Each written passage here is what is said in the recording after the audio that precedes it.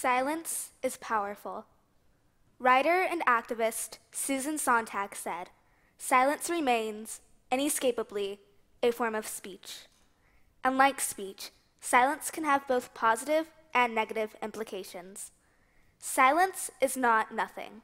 Where there is silence, there is still noise, still actions. Nothing is when a person chooses to not do anything, while silence can be the action they are taking. I'm not saying silence is always full of meaning. I mean, there is me when I'm reading a book.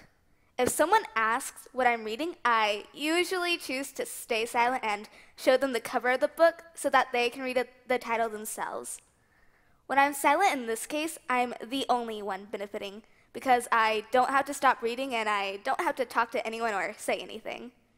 However, this gives the other person little to no context. And I admit, yes, it is very rude. This is me being passively silent.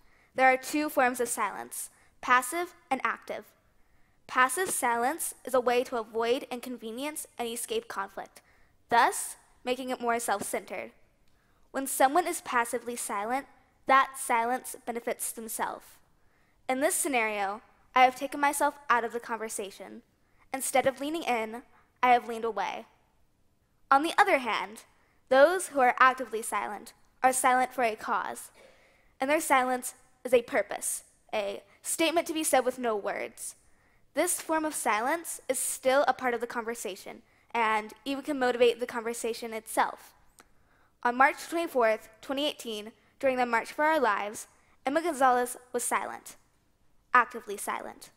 She was silent after reading the names of those slain at Marjory Stoneman Douglas High, February 14th, 2018. Silent long enough for her audience to viscerally feel the passage of 6 minutes and 20 seconds, the time in which the shooter killed 17 people and then abandoned his weapon to evade capture for over an hour. Broadcasted live from many news channels, this silence was something stronger than what words could achieve. It was an action. A choice. It arrested people. They chanted. They wondered if she was okay. None of them realized that what she was doing in that moment had much more impact than what she could have said with words. A moment of silence is offered to those whom have lost someone. In this moment, silence is for those to give empathy and sympathy. During a preseason game on August 2016, Colin Kaepernick of the San Francisco 49ers, a biracial man, decided to sit on the bench during the national anthem. A few days later, he changed to kneeling along with other football players.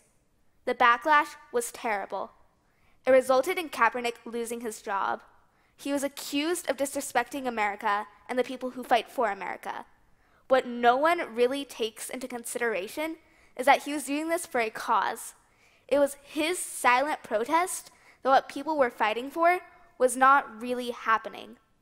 Some people still believe there is no racism left, but this is simply just not true.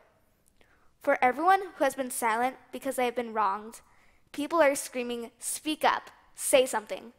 But those people who are silent because they are making a point, you may not hear the words coming out of their mouths, but can't you see the message in their eyes, their bodies, their souls? Silence has been considered by many a sign of weakness and submission. Communication with words is important. The world cannot work without spoken words. Just remember, though, the incredible power of silence to convey meaning. For everyone who has been silent for a cause, I applaud you. For Colin Kaepernick and Emma Gonzalez, I commend you for using your silence actively for others. Thank you.